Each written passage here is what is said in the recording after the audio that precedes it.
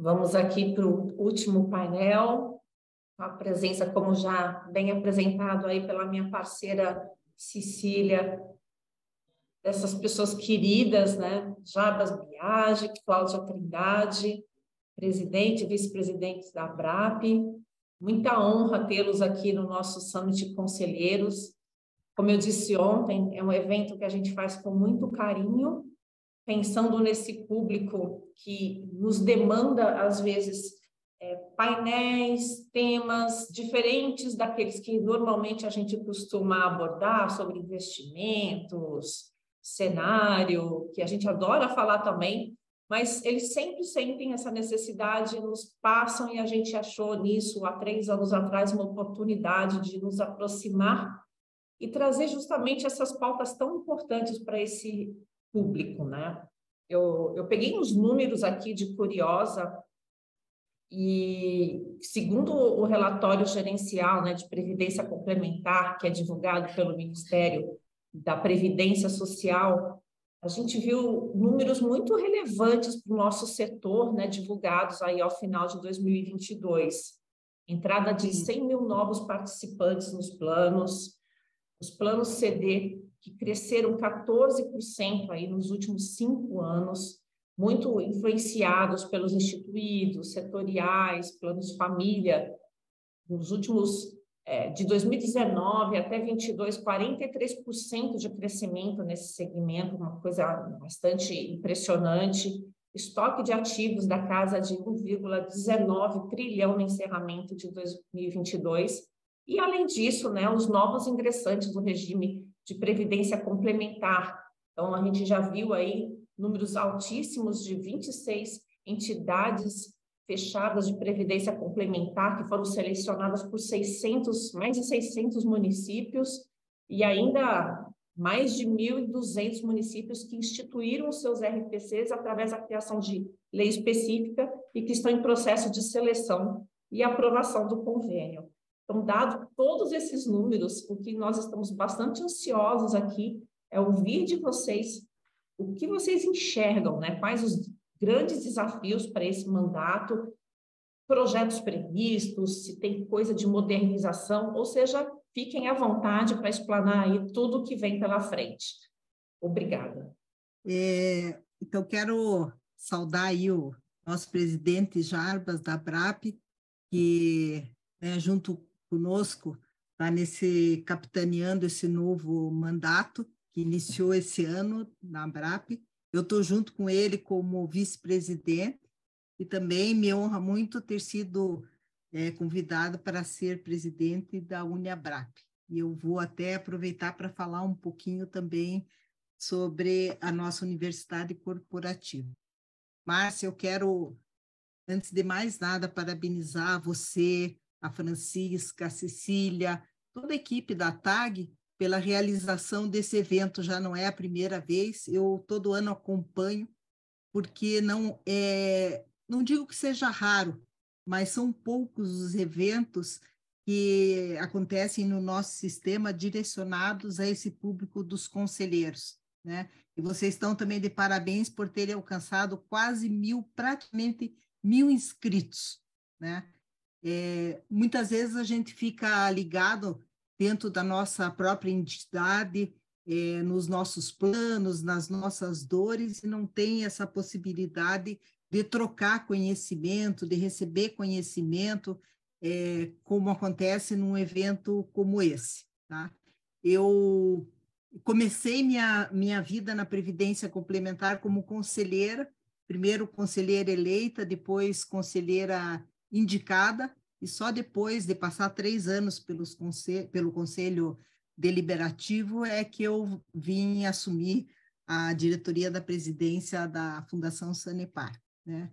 E a gente sempre fala, né, Jarbas, que você trabalhar com previdência é uma cachaça, só que é uma cachaça do bem, porque a gente faz o bem, né? Nós temos um propósito comum, que é cuidar das pessoas, né? Hoje e para toda a vida, né? Até o final da vida. E mesmo quando as pessoas vêm a faltar, a gente continua cuidando das famílias, dos dependentes que essas pessoas deixam, né? e no final do dia a nossa grande missão é pagar benefícios previdenciários. A Márcia falou aí de alguns números da Previdência, dos associados da BRAP do último ano, e é verdade, Márcia. Hoje nós temos um patrimônio previdenciário nas quase 270 entidades de previdência complementar fechada que existe no país, de 1,2 bilhão de reais, quase 1,3 bilhão de reais. E só no ano passado, essas entidades pagaram 88 bilhões em benefícios previdenciários, né? E a gente não tem notícia de nenhuma entidade que esteja deixando de honrar com seus compromissos de pagar esses benefícios, né? E a minha fala hoje aqui para os conselheiros é exatamente em como que a gente enfrenta esse desafio e essa responsabilidade de cuidar das pessoas, né? Num mundo que, com tantas mudanças, com tantos desafios, pandemia que passou por aí, foi, eu acho que um grande teste também para as nossas entidades, e a gente tem que se fortalecer cada vez mais, e a gente estando em ambientes.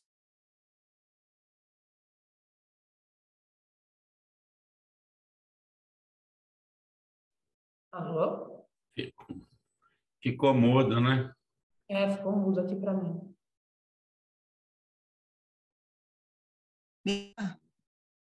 Não estou me ouvindo? Agora sim, Claudinha, falhou tipo um minutinho. Ai, que dó. Bom, eu estava dizendo, né, que a gente dessa oportunidade que está aqui para aprender e se desenvolver para enfrentar os desafios, né, que vem pela frente, como todos os outros, né? Eu sempre digo assim que tudo que a gente aprendeu até hoje ajuda a formar uma massa crítica que a gente tem para tomar decisões no futuro. Mas tudo que a gente aprendeu e estudou vai se modificando ao longo do tempo e a gente tem que continuamente estar se desenvolvendo, né? Eu, por exemplo, hoje, assistindo às palestras, os painéis anteriores, eu aprendi o termo gerontologia previdenciária, que a Ana Leone citou aqui. Não tinha conhecimento desta área que ela disse que conheceu lá no Japão, né? Então, nós temos nós da Previdência Complementar Fechada temos essa grande responsabilidade de cuidar das pessoas por muito tempo. Se você traçar um comparativo com a Previdência Aberta, na Previdência Aberta as pessoas têm um vínculo muito rápido, é muito mais um canal de investimento do que um canal previdenciário, né? Enquanto que nós da Previdência Fechada, a gente tem um relacionamento com os nossos participantes, nossos clientes, de longuíssimo prazo, 50, 60, 70 anos, às vezes até mais, né? Você pensar que uma pessoa pode entrar na empresa com 20 anos e viver até os 100, você está falando de 80 anos, né? Então, os conselheiros, eles são muito bem preparados, eles atuam nas nossas patrocinadoras, mas nem sempre eles têm conhecimento das áreas que são relacionadas a nós, né, de fundo de pensão, de previdência complementar, a governança, a legislação. Veja aí a apresentação anterior, né, quanta coisa de legislação jurídica, investimentos, contabilidade bem diferente, específica, a questão atuarial, controle de riscos, né? Um exemplo também que ficou claro para mim nessa última apresentação, só as decisões que este ano todos os conselhos deliberativos terão que tomar sobre as modificações em regulamento dos planos face à resolução 50, né? Quanta coisa...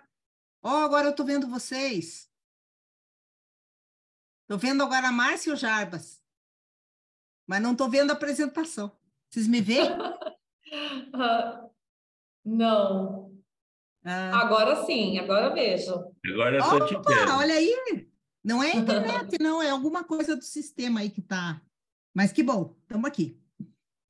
Então, eu estava falando, né, da resolução 50, né? Olha o desafio que a gente tem dessa discussão esse ano no âmbito do Conselho, né? Que vai mexer com a vida previdenciária das pessoas, né, no longo prazo. E para isso a gente tem que estar muito preparado para isso. Então, eu não estou vendo os slides, mas tem o segundo slide aí, o slide 2, que mostra o guia das melhores práticas em fundos de pensão. Ainda bem que eu me preparei, hein, Márcia? Porque sem ver a apresentação, vou ter que tocar daqui. Não tem problema. Então,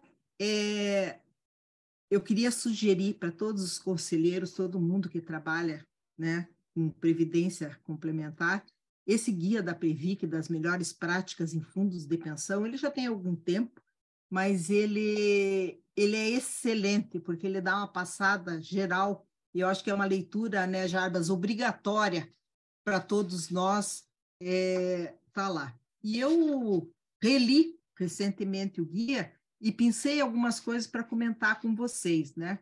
Então, assim, os conselhos deliberativo e fiscal, depois o Jarbas vai falar sobre competências e responsabilidades, né?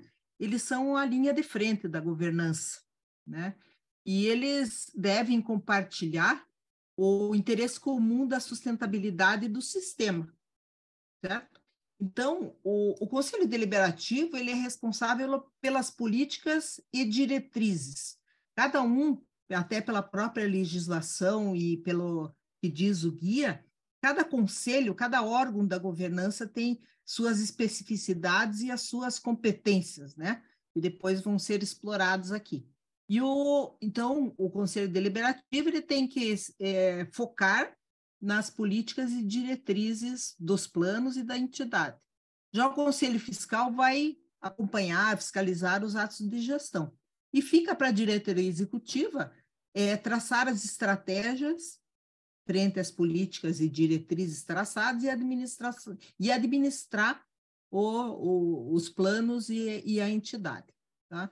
E independente da formação que os conselheiros tenham, eles devem, preconiza a própria legislação, ter experiência nas matérias que são vinculadas, que eu já citei antes, de previdência complementar, mesmo aquelas mais complexas, como posso citar aqui as atuariais, né?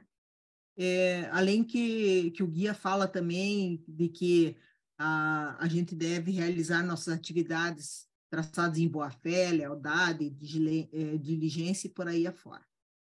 Então, cabe aos próprios conselheiros, aos próprios membros de comitês e também das diretorias, a constante busca em promover a educação, a sua própria educação e atualização técnica, e para ampliar, melhorar a contribuição que esses trazem nas discussões e nas deliberações. Então, cabe a cada um, né, buscar isso. E a ideia da minha apresentação hoje também é mostrar alguns caminhos para isso, né?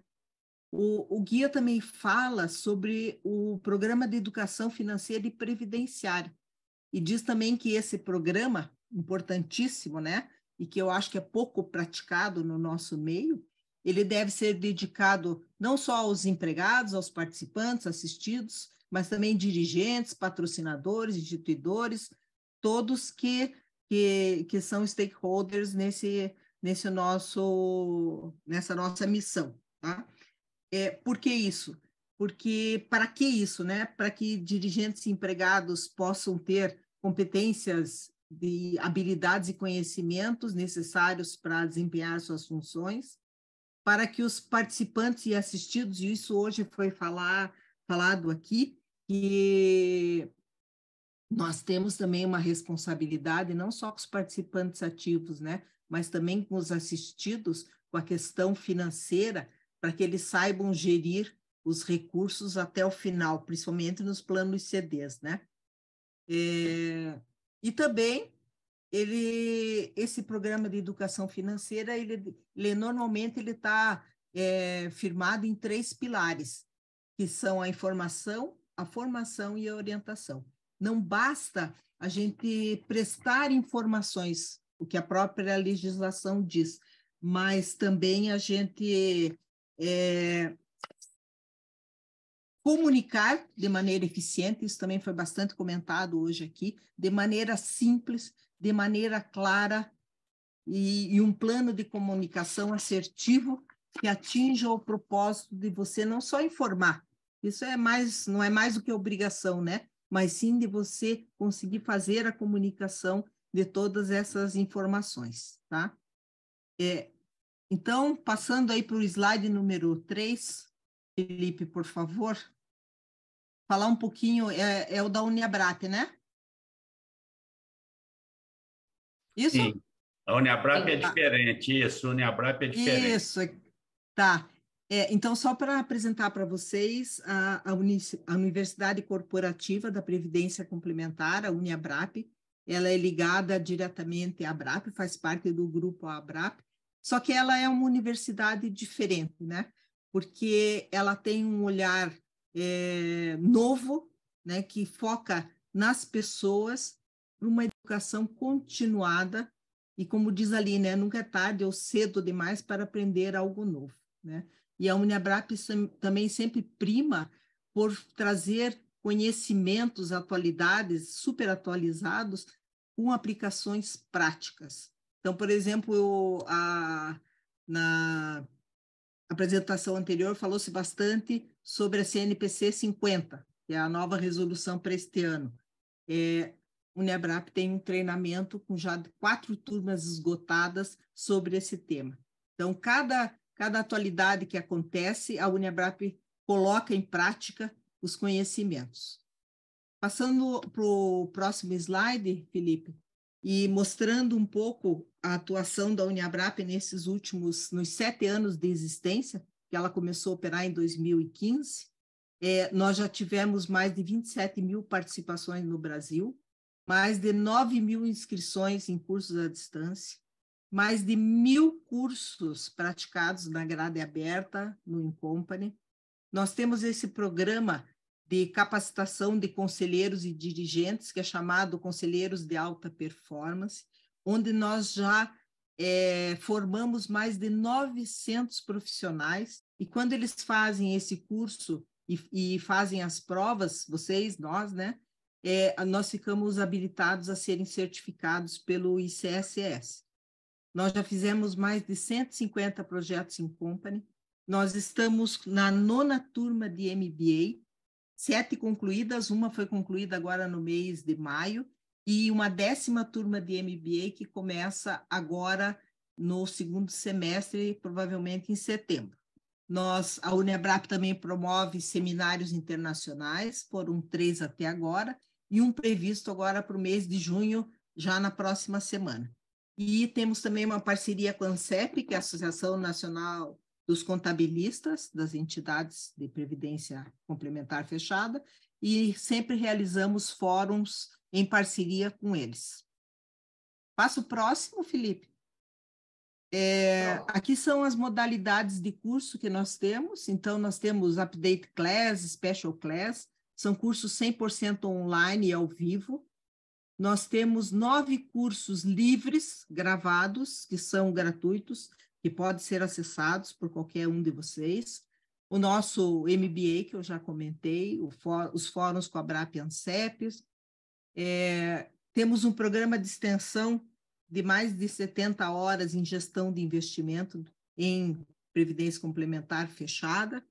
Estamos para lançar agora, nesse mês de junho, curso para a prova de certificação do ICSS, que também é um curso de 70 horas e que vai preparar as pessoas, inclusive com provas simuladas, para fazerem a prova de certificação. E o que eu comentei com vocês, o Programa Executivo de Conselheiros de Alta Performance, que também possibilita para a certificação. Tá? Então, esse programa de conselheiros, no próximo slide, ele já supera 70 edições e nós já formamos 2.000 pessoas. Tá? É uma carga horária de 73 horas. Ele pode ser acessado na grade aberta ou então também na modalidade Incompany. No próximo slide, só para vocês terem uma ideia, os temas que nós fornecemos cursos na parte de atualização. Então, todas as áreas, seja investimento, jurídico, seguridade, liderança, gestão de risco, governança, todos esses treinamentos estão disponíveis se vocês entrarem no portal da Uniabrap, vocês conseguem ter acesso a todo um menu de treinamentos e de capacitação. Tá? O próximo slide fala do MBA, ele é em parceria com o IBMEC e as inscrições já estão abertas para a décima turma, que começa, está ali já a data 12 de setembro de 2023. Uma outra novidade que a Abrap trouxe, junto com a Uniabrap, para todos os associados, é esse documentário. Ele é excepcional, eu já assisti 2 vezes, fiz a família inteira assistir comigo, chama-se Sua Vida de 100 Anos. Né? Ele está, por um período, ele está como uma van premiere só para os associados da Abrap, né? E também todos os nossos participantes, e a partir do prazo, que daqui uns 2, 3 meses, ele vai estar depois disponível na Netflix. Nós vamos depois disponibilizar o link para quem quiser assistir. Ele é muito interessante. Ele é um documentário feito na Inglaterra, na Grã-Bretanha, e ele traz a realidade da previdência e do preparo para a aposentadoria ou para a vida até os 100 anos no mundo inteiro, não é uma questão só brasileira.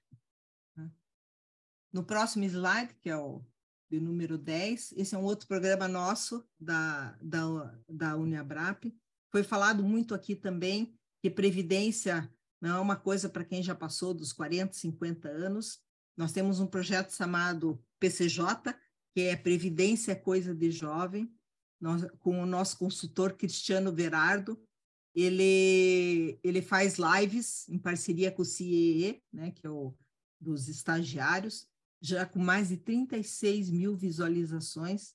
Ele tem um Instagram, nós temos um Instagram chamado @Previdência Coisa de Jovem, tem mais de 1.500 seguidores, e é um programa muito interessante que a gente pode até passar para os nossos mais jovens, para que eles se preparem hoje para a aposentadoria, para a previdência lá no futuro. E, concluindo a minha parte aqui, a Abrap proporciona também, e eu quero disponibilizar para todos os conselheiros e pessoas que participam aqui do treinamento, do evento, o blog da Abrap, chama-se Abrap em Foco. Praticamente todos os dias tem novidades sobre previdência complementar, tudo que está acontecendo, seja legislação, sejam treinamentos, ele traz em primeira mão notícias do sistema, de forma objetiva, íntegra. Você pode acompanhar tudo que está acontecendo nas entidades por meio do blog da Abrap. Tá? Então, eu vou passar a palavra, acho que direto para o Jarbas, que vai falar das competências dos conselheiros. Agradeço aí a possibilidade de estar aqui com vocês. E, finalizando a minha apresentação, eu agora consigo ver todo mundo e a apresentação também. Funcionou. No fim, funcionou. Que bom, Cláudio. Que bom, né? Muito bem. Jarbas, por favor, presidente. A fala é sua, o palco é seu. Obrigado.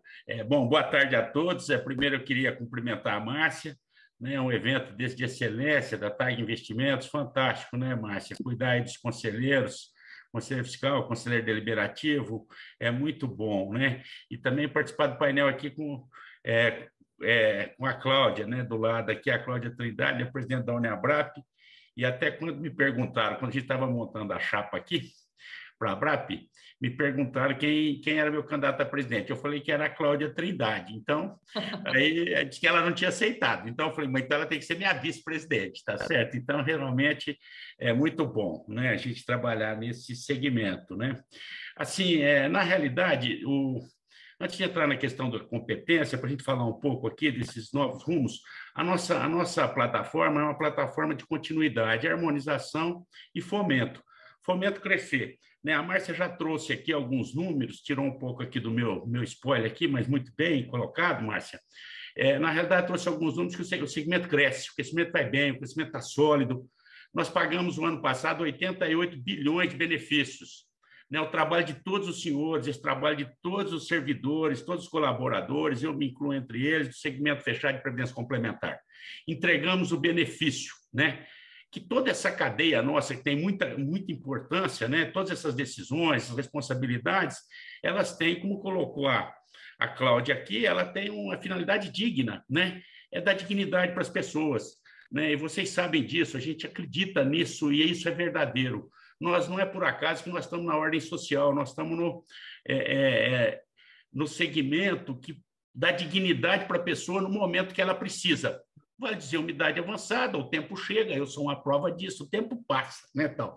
E chega uma invalidez, morte, idade avançada, protege os beneficiários, ou seja, o nosso modelo de previdência, o modelo brasileiro, é um modelo que conta com a previdência privada, E essa emenda constitucional 103 de 2019, ela trouxe isso também, Ela trouxe, eu vou cuidar aqui por causa do meu tempo também, o tempo dos senhores, também, Ela trouxe a necessidade dos entes federativos terem uma previdência acima do teto, O Estado, a gente estudando a Previdência, essa reforma de 2019, se vocês pensarem comigo, ela já vem desde a emenda constitucional 2098. Ali se projetou que teria uma Previdência para os servidores públicos. Então, você vai caminhando, porque é um programa previdenciário, é um programa para décadas, Nós temos participantes que já recebem o benefício há 50 anos, eu conheço alguns já, que recebem há 50 anos. Ou seja, é um programa que ele tem uma sequência. A gente conseguiu, e até linkando com a apresentação anterior e com a participação dos senhores, dos conselhos, da gestão, da governança da entidade, a gente conseguiu hoje ter modelos de planos, o setorial, o corporativo, que cheguem em todas as pessoas. E se a gente olhar nesse mesmo relatório, a Márcia só falou relatório oficial aqui, Márcia? Como excelente profissional. Na realidade, o relatório mostra que nós rendemos aí nos últimos 10 anos 150% a mais do que a Previdência Privada aberta. Não tem, o que eu estou falando aqui está no Ministério da Previdência. Não estamos falando nada diferente, são dados oficiais publicados, Então, qual que é assim? A gente tem muita coisa na nossa plataforma, Na nossa plataforma. Novos planos, fomento. O nosso negócio, quanto mais gente nós trouxermos para os planos, melhor vai ser para as nossas entidades. Se eu tiver 10 mil participantes, que nem a Cláudia hoje, que já está com mais de 30 entes federativos, além das suas patrocinadoras. Se eu tiver 10 mil participantes, vai ser bom. Se eu tiver 20, vai ser melhor. Se eu tiver 30, vai ser melhor. E, ao final, a vida em sociedade vai ser melhor. Então, a gente tem que trabalhar nisso, fomento de plano, trazer participantes, a vida do indivíduo vai ser boa. Esse é o pensamento da ABRAP. O pensamento da ABRAP é um pensamento reativo, nos trazem as demandas, mas também ele é provocativo, a gente vai buscar e vai levar o que há de melhor, o que a gente entende que é melhor. E é por isso a nossa respeitabilidade, da ABRAP. Porque todas as nossas propostas são boas, elas buscam o bem, elas buscam entregar o benefício para o cidadão, Então, a gente tem assim, um modelo de previdência para todos. Fizemos um planejamento estratégico, muito rapidamente aqui nesses novos rumos da ABRAP, mas é um planejamento estratégico de continuidade, de harmonização, de fomento. Fizemos um planejamento estratégico que a gente entende que o Brasil é um país que poupa muito pouco, não é isso? Poupa muito pouco. E aí, nós planejamos para daqui a 10 anos, o nosso sonho é que nós tenhamos 100% do PIB, ao invés dos 12 aos 14 que a gente olha aí ao longo da história, que ao longo do tempo fica entre 12% e 14%. Então, na realidade, a gente tem um modelo para a Previdência chegar em todo lugar.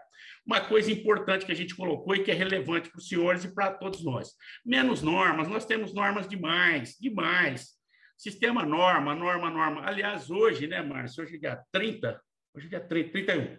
Hoje é dia 31 de maio, temos que comemorar. Esse ano não veio nenhuma norma para a gente cumprir nada, Então, na realidade, essa relação contratual tem que ser marcos regulatórios, previdência privada, recurso, o Estado tem que fiscalizar. Estamos de acordo com tudo isso, mas não precisamos dessa overdose, Fizemos uma pesquisa, quando ia chegar o novo superintendente, fizemos uma pesquisa exatamente para saber onde a Previc, onde o sistema poderia melhorar. Um dos pontos foi esse, foi chamado até de overdose regulatória, que as entidades não aguentavam mais. Nós não precisamos de mais fiscalização. As nossas governanças, nossas estruturas de defesa, o Conselho Fiscal, Conselho Deliberativo, Diretoria Executiva, comitês de investimento, eles enfeixam um modelo protetivo para todos nós. A melhor coisa que tem, eu que sou diretor de uma entidade, é ter um Conselho Fiscal que atue, um Conselho Deliberativo que atue, um comitê de investimento que atue, decisões colegiadas. É um modelo de proteção, né? É um modelo de proteção.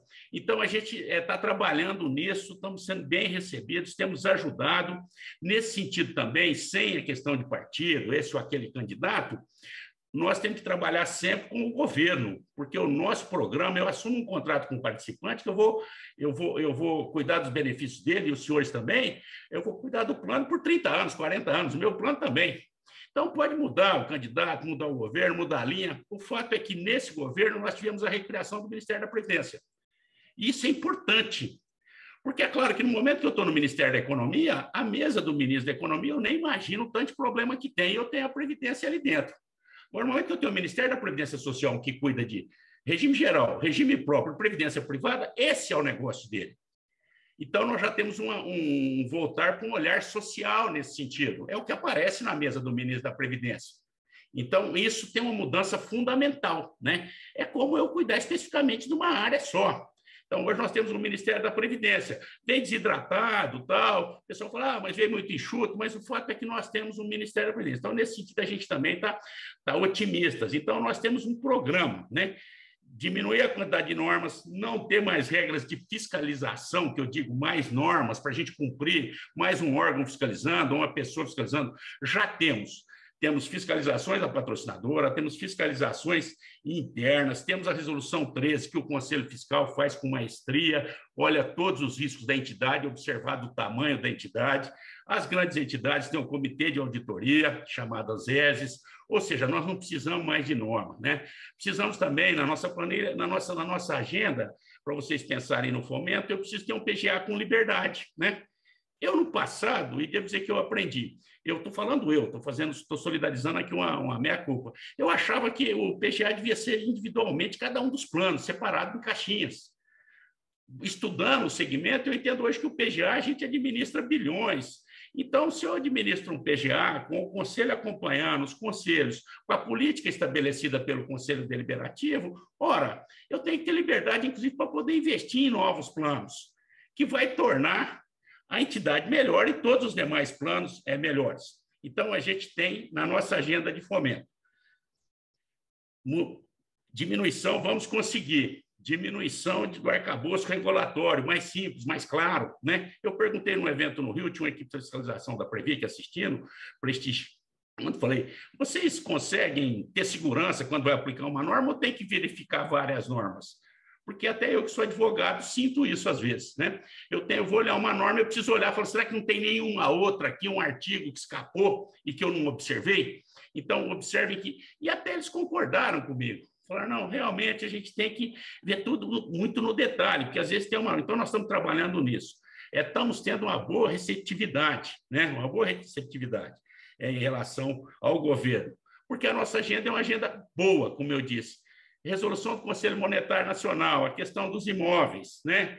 Um absurdo estabelecer um prazo para vender todos os imóveis, tá certo? Então, na realidade, nós estamos trabalhando nisso, né? Questão de limites para o exterior, aumentar um pouco o limite, não é? Dar uma revisitada nesse tema, né? Resolução 30 do CNPC, né? Uma resolução 30 do CNPC, a questão de equacionamento de déficit e superávit. Dá uma alinhavada nisso.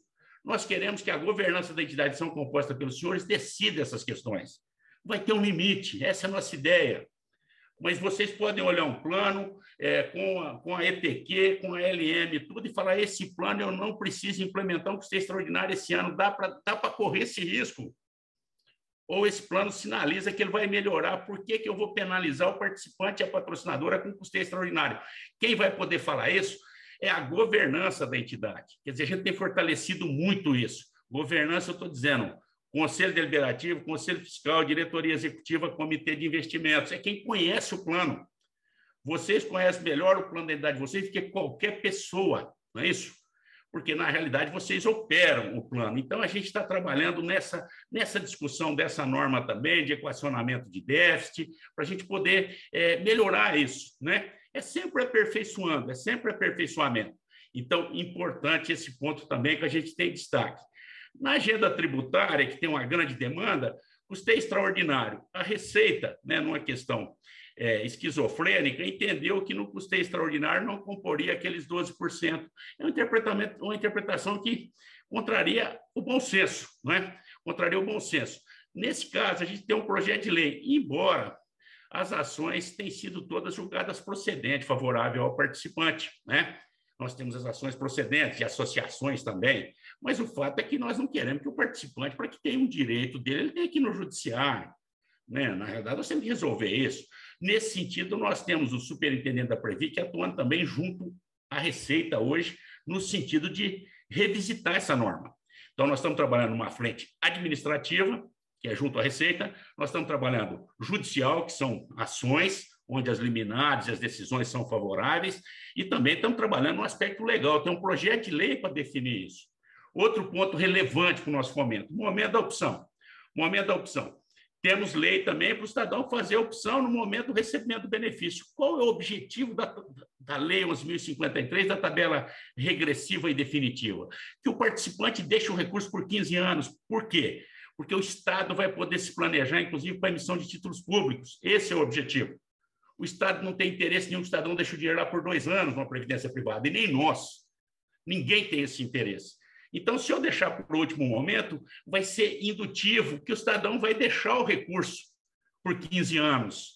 Eu vou acenar para ele se ele quiser sair com 10 anos. Falar que você vai pagar uma taxa de imposto maior, olha as alternativas que tem. Então, a gente também tem um projeto de lei, nós estamos trabalhando nisso junto ao parlamento para cuidar desse ponto, né? Incentivo para baixa renda, ou quem faz na declaração pelo modelo simplificado, que aí já tem o corte presumido lá, tá certo? Então, esses participantes não têm os 12%. Nós temos projeto de lei também em andamento para ter um aproveitamento em relação ao imposto que ele vai pagar. Estamos trabalhando isso, de 5% a 6%, são estudos que a gente tem feito.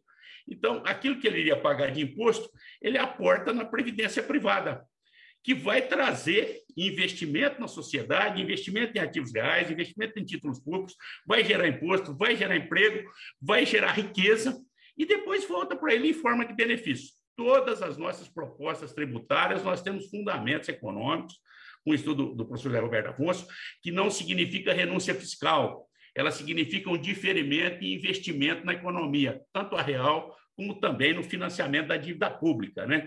Então, para a baixa renda, nós temos projeto nesse sentido. Para os que fazem a declaração no modelo simplificado, também nós temos projeto nesse sentido, até porque a Previdência você recolhe para 5 salários mínimos, mas todo mundo sabe que a hora que você vai receber o benefício tem uma diminuição, né? E a média de benefícios previdenciários tem caído assustadoramente, dado aos compromissos do Estado com a sociedade, em assistência social e tudo mais. Então, nós temos projetos nesse sentido, estamos otimistas, já fizemos uma apresentação para o novo governo, digamos assim, fomos bem recebidos, temos difundido isso em reuniões com órgãos de governo, para a gente poder simplesmente esclarecer isso, né? Porque isso é bom, né? Na nossa poupança. E também para as empresas de lucro presumido, né? Aquelas que optam pelo regime mais simples possível de tributação, tá certo? Então, também temos projeto nesse sentido. Então, observe que a nossa agenda tributária, eu destaquei alguns itens aqui, né? Alguns itens que são relevantes para o nosso segmento. Nem por isso nós devemos deixar de crescer, de captar participantes. Inscrição automática, hoje tivemos um debate sobre isso no IMK, conversamos sobre isso, a inscrição automática das pessoas, porque é bom, né? É bom para todo mundo ganha, não é? Então, do mesmo jeito que o modelo tributário, se eu puder ter adesão no momento de receber o benefício, eu vou induzir a pessoa a deixar o dinheiro acumular e ter uma vida melhor, que a previdência privada é o sacrifício do presente para, né? É o sacrifício do presente para uma vida um pouco melhor lá na frente. Então, eu tenho que ter um sacrifício aqui nesse momento, uma economia, não é? Também temos uma regra, né, em relação à marcação a mercado. A marcação a mercado nos planos CD foi muito sentida. E a nossa média de resgate, Márcia, para você ter uma ideia, ela é assim, do resgate do segmento de previdência privada, 4% é de entidade fechada, de previdência. O resto tudo é entidade aberta, porque a entidade aberta tem um outro modelo, né? Tem um outro modelo, não há uma crítica aqui. Os nossos participantes, eles têm um compromisso de longo prazo, porque nós somos vocacionados para isso. Nós contratamos um plano de previdência que é para o longo prazo. Então, quando o advogado fala comigo, olha, eu preciso de dinheiro para daqui 6 meses, eu falo, não coloque na OABPrev. Aqui você tem que colocar para deixar 5, 10, 15 anos, fazer o seguro junto, porque se te acontecer alguma coisa, quer dizer, aqui é um projeto previdenciário que eu vou cuidar para você. Não é para você ter o recurso ali daqui 3 meses, 2 meses, 4 meses, aí não, aí você vai para um CDB, vai para uma poupança, você pode escolher um outro modelo. Então, aqui importante é nesse sentido. Um outro tema que nós temos trabalhado, e já aqui encaminhando aqui para a nossa questão de governança mesmo, né, de conselhos, embora isso tudo interessa, né, tudo interessa, porque tudo passa pelos conselhos.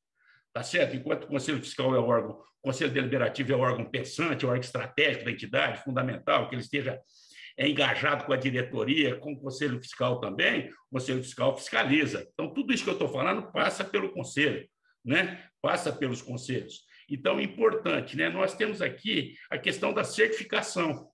Nós temos uma bandeira que esse tema tem que ser revisitado.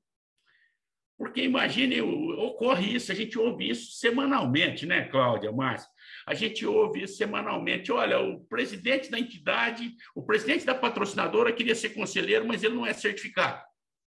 Aí vai falar para ele que ele vai ter que fazer um curso, certificar, vai falar, bom, eu vou colocar uma outra pessoa que, com o poder de decisão, não é questão nem de ter mais ou menos competência, como ele é o dono da companhia, ou ele é o presidente da companhia, com poder de decisão, uma outra pessoa que ele colocar vai ter um grau de decisão um pouco menor.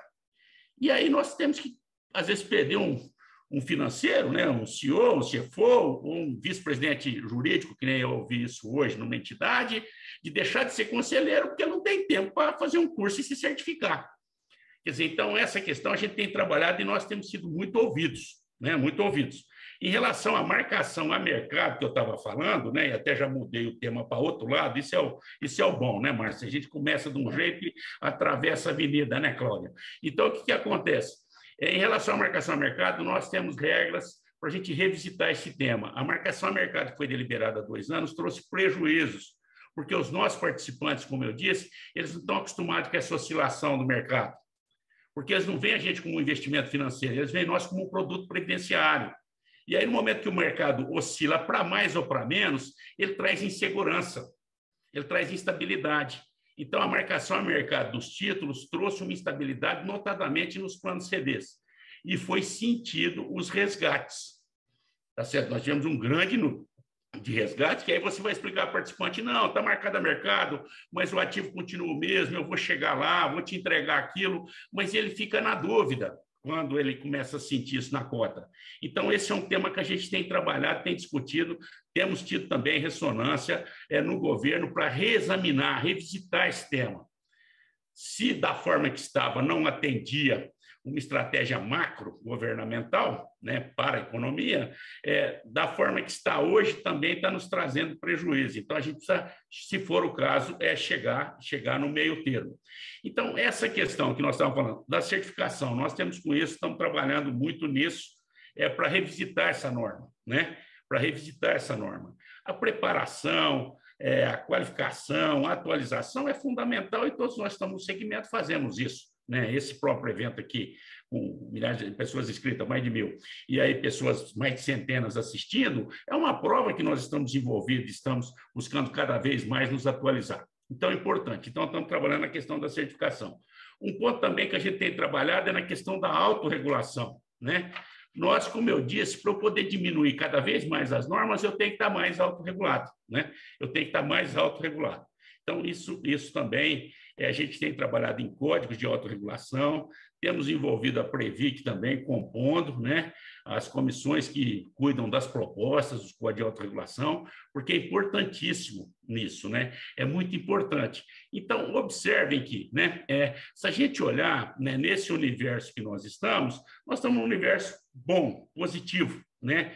Como foi colocado aqui, de crescimento, estamos num momento bom. A economia atravessa momentos difíceis, mas nós que também temos um pouco de estrada, a gente sabe que a gente vai ter crise econômica, vamos atravessar, vamos ter momentos bons, vamos ter momentos ruins, mas a melhor opção, como diz o doutor Devaneiro, é o cidadão ficar velho, porque a outra é ele morrer novo. Então, ele vai ficar velho, ele vai ter que ter uma previdência, né? Então, aqui você... E aí nós chegamos, né, onde entra, né?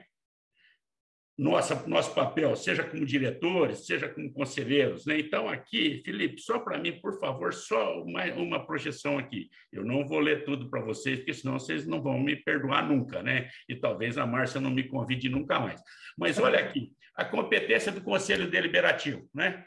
Definir a política geral de administração da entidade e seus planos de benefícios, observando sempre os princípios, as regras e as práticas de governança, gestão e controles internos adequados ao porte, à complexidade e aos inerentes aos planos de benefícios por ela operados.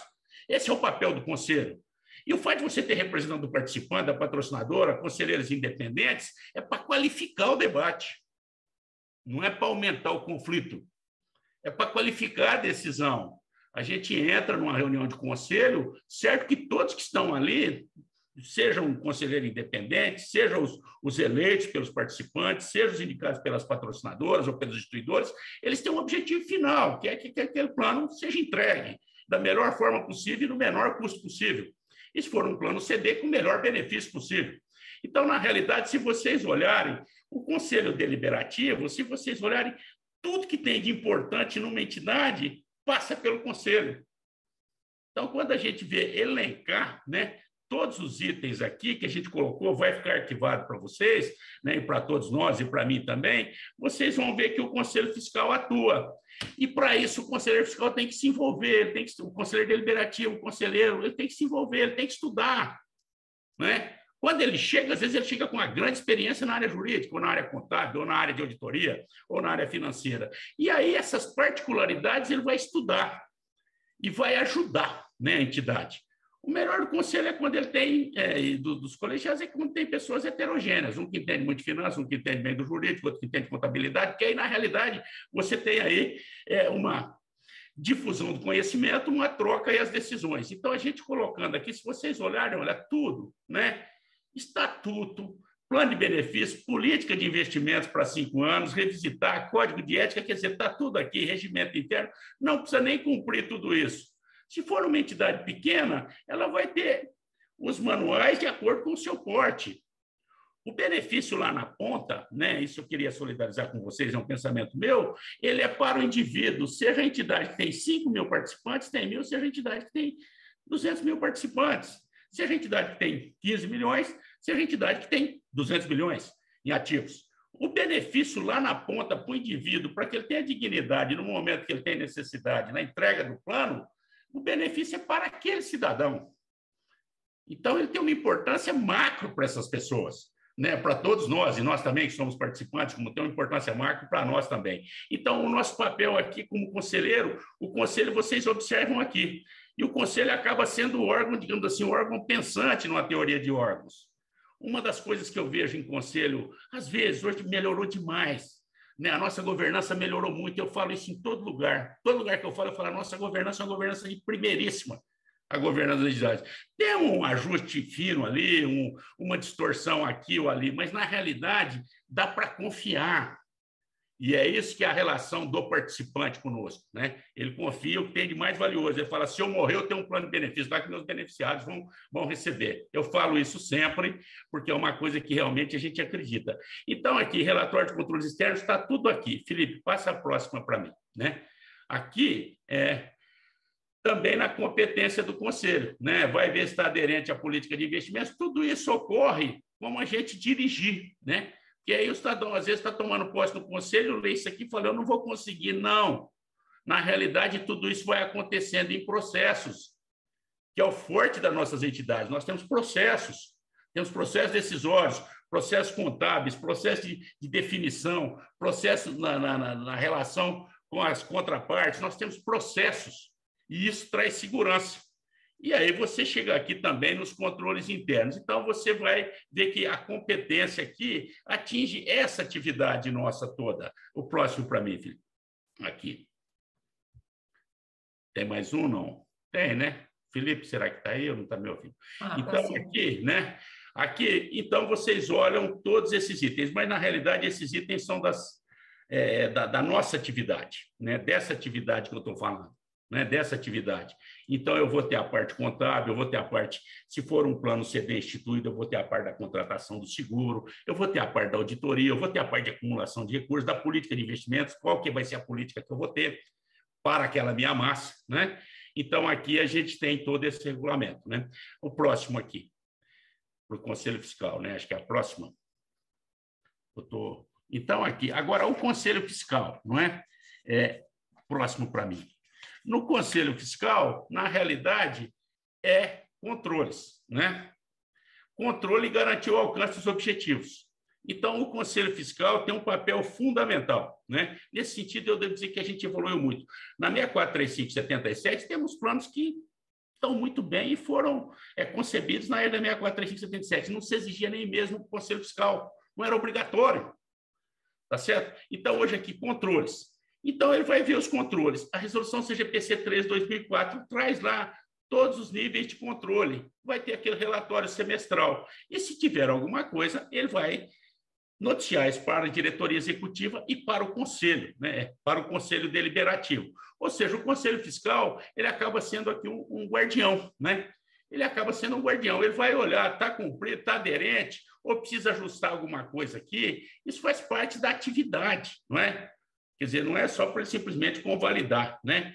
O que ele recebe. Ele vai olhar, examinar e vai pontuar se tiver alguma coisa, o que é bom, né? Em discussões colegiadas, porque esse é o objetivo. Vários colegiados que examinam. Então, aqui, né, essa governança que a gente conseguiu criar ao longo do tempo, com estudos senhores, eventos como esse, quer dizer, isso nos fortalece.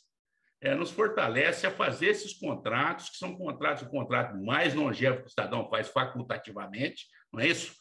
Que ele contrata um plano por 30, 40, 50, como colocou a Cláudia aqui, 60 anos, que vai acumular por mais 30, 35, e depois vai receber, na realidade, porque ele vê que se você tem uma estrutura de normas, é uma relação de confiança, porque ele sabe que isso acontece. E isso acontece realmente por causa da preparação. Então, na ABRAP, a gente trabalha muito nisso, na UniABRAP, né, para que os senhores estejam, nós, né, os senhores e eu também, cada vez mais preparados. A cada evento a gente aprende, até mesmo para falar aqui, a gente olha e fala, tem um item aqui que eu tinha esquecido, né, tal, quer dizer, isso faz parte, isso é importante, né? E nós estamos aqui, né, Márcia, à disposição, porque como colocou a Cláudia aqui, a nossa atividade é uma atividade que nos enobrece, é por isso que a gente gosta, a gente é apaixonado, né, pelo segmento, porque na realidade a gente vai conceder benefícios para as pessoas ao final, elas confiam na gente, mas nós vamos entregar, e a gente faz essa entrega. Hoje, agora, nesse momento que estou falando aqui, agora já está um pouco mais tarde, né? Mas hoje também com esses online, com certeza eu vou ter participante requerendo o benefício e vou ter participante se inscrevendo no plano. Um está chegando na reta final, começa a receber, e tem aquele outro participante que está depositando a esperança dele ali. Porque esse contrato é um contrato de esperança que o cidadão faz, que eu fiz com um participante lá 30 também anos atrás, 30 e poucos. Ele faz esperança, ele começa a investir o recurso para acumular e receber ao final. De forma que é uma satisfação, esse trabalho é fundamental, o Conselho atuar harmonicamente ou buscar harmonia, mesmo em divergências. O Conselho Fiscal, o Conselho Deliberativo, o diretor executivo é fundamental. Essa ressonância no instituidor, o nosso papel é fundamental, às vezes, para dar tranquilidade para o instituidor, dar tranquilidade para o patrocinador. Talvez seja esse papel mais importante que a gente tem, porque se o patrocinador percebe que só tem turbulência na entidade, ele começa a refletir sobre aquilo. Eu, uma vez, fui chamado para uma reunião que o patrocinador disse o seguinte, olha, nós estamos passando parte do nosso tempo aqui, em vez de cuidar do nosso negócio, pensando na entidade, em problemas que nos trazem aqui da entidade. Então, o mesmo valeria também para um instituidor, né, que cria um plano voluntariamente também. Então, nesse sentido, assim, o papel é importantíssimo, mas a gente tem cumprido a contento, né? Ao longo da história, o nosso segmento é um segmento vencedor, é um segmento forte, é um segmento respeitado. Temos um ajuste ou outro que sempre estamos fazendo, é importante fazer. A ABRAP está à disposição, como a UniABRAP, o CSS, a Conecta, à disposição de todos os senhores, que a gente sente o máximo prazer, né? O máximo prazer. Então, assim, nesse tempo que me foi dedicado aqui, mas eu estou à disposição para pergunta, viu, Márcia? Estou à disposição, acho que até que já falei demais, não sei, se sabe, se quiser eu continuo falando. Então, muito obrigado a vocês aí que me ouviram e acompanham a gente até agora. Obrigado. Nossa, muito bom. Como sempre, temos aqui elogios à fala dos dois. É muito bom ver todo esse movimento, né, que vocês fazem, essa continuidade de trabalhos, traz um conforto bastante grande para todo mundo. A gente só tem a agradecer. Temos perguntas de assuntos que você já mencionou, tem questões específicas, como, por exemplo, se tem alguma dica de quando vai ser implementada a escolha do regime de tributação, progressivo, regressivo, tem questões nessa linha, não sei se você consegue antecipar alguma coisa, mas a gente também já está com um tempinho bem puxadinho, então se você quiser fazer algumas considerações finais, e Claudinha também, fique à vontade. Então, essa questão do regime, né, a gente está com ela bem adiantada. Nós tivemos uma audiência, inclusive, com o senador Paim, que nos atendeu, levamos as outras questões, mas essa questão ela está bem adiantada. Nós estamos otimistas com relação ao apoio também do Ministério da Previdência, isso também o Paulo Roberto, que é o secretário de Previdência Complementar. A gente está muito otimista, mas no parlamento a gente sempre surgem fatos, às vezes, extraordinários, né? Porque no parlamento vocês acompanham pela televisão e às vezes até mais que eu. Então, mas assim, a gente está muito otimista. Nós estamos um excesso, alguns falam que é excesso de otimismo, mas eu estou acreditando que esse ano a gente consegue emplacar algum dos ajustes tributários. Eu estou otimista em relação a isso, né? A gente está sentindo ventos favoráveis nesse sentido, né? Porque, independentemente, como eu disse, a gente independe, nós precisamos de apoio de parlamentares. Inclusive, se vocês tiverem algum parlamentar, né, conhecido, às vezes tem um na família, às vezes isso tem, né? Se quiser, a gente explica, senta e fala, porque isso é importante.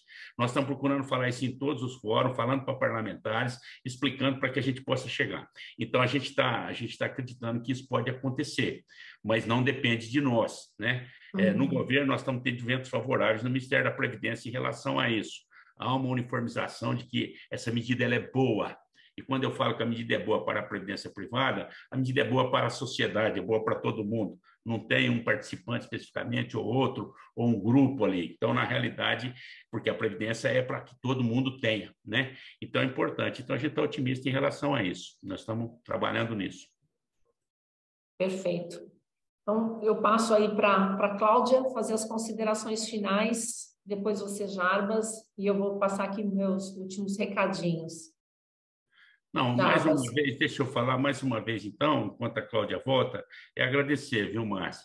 Eventos como esse, a gente até fica com vontade de ficar mais, falar mais, quer dizer, tem tanta coisa, mas na realidade é mais assim, mais para ter, digamos assim, alguns flashes, né? E despertar todos nós e todos que estão participando. Então, assim, cumprimentar vocês mais uma vez pelo evento, pela excelência, contem sempre conosco e todos os senhores também que nos acompanham aqui, nós estamos à disposição realmente. Qualquer ponto, encaminhe. Nosso negócio, quem atua com previdência tem muito esse negócio de servir, né? Então, nosso negócio é esse, a nossa função, e nós estamos aqui à disposição, e particularmente, assim, para a TAG aí com vocês, que são realmente parceiros e que atuam no segmento também com a mesma paixão que a gente, e com função super importante nesse acúmulo de recursos, né? Nesse cuidado, para que se a gente consiga entregar um benefício dentro das expectativas dos participantes. Então, obrigado vocês mais uma vez e estamos à disposição. Perfeito, Jarbas. Francisca veio aqui também te agradecer. Exatamente. Coisa boa, que bom te ver. Muito obrigado, Francisca. Imagina, Jarbas, todos nós só temos a agradecer. Eu tenho falado muito sobre isso, quão gratos, temos que ser por todos vocês que investem nesse processo aí de fomentar o sistema, de cuidar com diligência, com a seriedade, porque é o que você bem mencionou, né? No final, tudo isso que a gente está fazendo vai fazer um impacto gigantesco na economia e em milhares de vidas. Então, passei aqui só para agradecer você, a Claudinha, não sei se nos escuta ou não, mas a todos vocês que estão aí doando esse tempo, fazendo com amor esse papel.